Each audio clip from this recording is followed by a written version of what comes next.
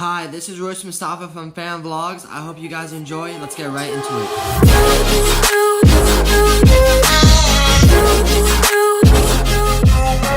So today, I'm going to be talking about the Holy Spirit. The Holy Spirit came to the earth to fellowship with us, to guide us, to teach us, and to convict us. If we go out into the streets or if we go to anyone and you get that feeling that the Lord's telling you to tell that person something from the Lord, that's actually the Holy Spirit telling you that so you can maybe get him saved, or maybe the Lord's trying to encourage you to encourage him, maybe to not give up on whatever he's dealing with or anything like that. And a lot of people ask me, how do you listen to the Lord? Do you have to be at church for a certain amount of time? Do you have to go to Bible college? Do you have to meditate for 20,000 years? But the true answer is, just like when you're with a new friend, it takes time to grow that relationship. And when y'all grow your relationship with each other, y'all start noticing y'all's voices and y'all's tones. So let's say, for example, if the friend that I've been with for let's say 2 years, you'll know his voice by a far distance. You'll recognize his voice and you'll know his voice, and it'll just be sharp. Just like with the Holy Spirit, you have to spend time with him. So let's say you get a tiny little voice,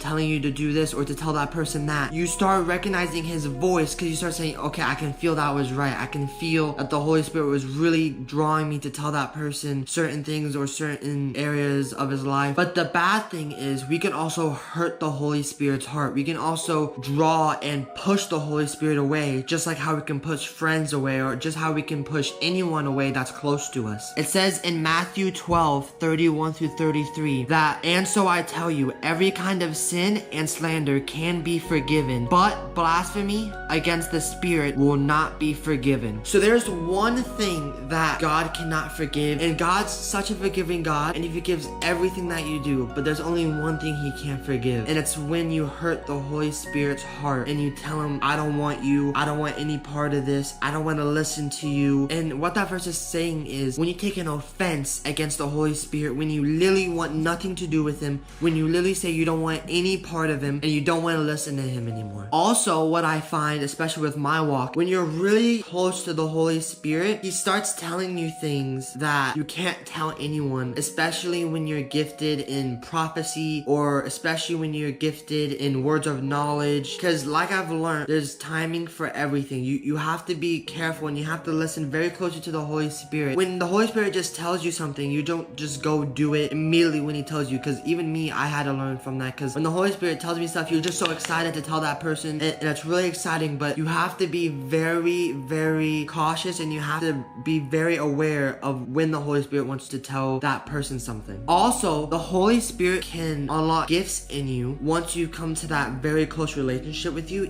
It'll just happen. For an example, you'll start seeing in the Spirit. Even with my dad, when he preaches, he always talks about when the Holy Spirit opens his eyes into the spiritual realm and he sees demons and he sees certain things that the devil is holding on to people, like chains. But the Holy Spirit can also set free people from certain things like pornography, or from bondages from maybe their family that's gone on from each generation and generation. Also, the Holy Spirit, what he can do is, what is my favorite thing, he can give people the gift of speaking in tongues, which is basically the heavenly language that we're going to be speaking in heaven. And to give you proof that the Holy Spirit enables you to speak in tongues is in Acts 2:4, where it says, all of them were filled with the Holy Spirit and began to speak in tongues as the Spirit enabled them. And if you realize the key word in that verse, it's enabled, which means to give the authority to. So when the Holy Spirit enables us, he gives us the authority and the ability to speak in our heavenly language, which is speaking in tongues. There's so many things I could talk about the Holy Spirit,